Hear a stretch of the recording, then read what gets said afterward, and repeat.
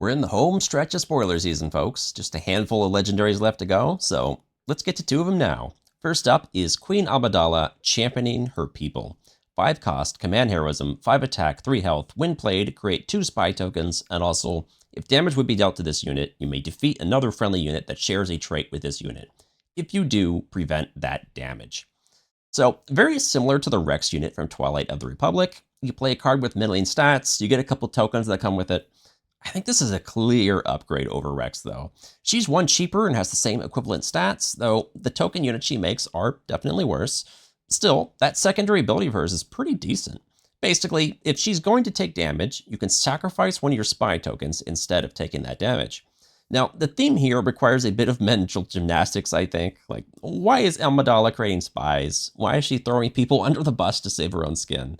I think the idea here is that these spy tokens represent her handmaidens, and them dying instead of her is like the decoys would pretend to be her. It all feels a little strange, I think, because they're spy tokens and not handmaiden tokens, but yeah, what can you do? Still, pretty decent card overall.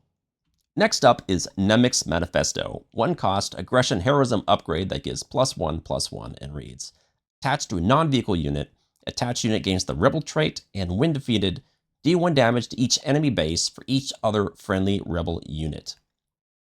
Very thematic, very simple, possibly pretty effective. Aggro rebel decks have been a thing since set 1, and this is made to go into those. You throw this on your scariest guy you expect the enemy to want to kill, and you get maybe a couple extra damage when that guy dies. It has the added benefit of turning your unit into a rebel to create some rebel synergy, but it's probably fairly niche.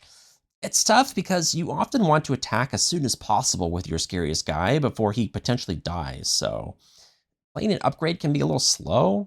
Like, do you really want to throw this on your Poe Dameron, or do you want to just swing with him to be safe?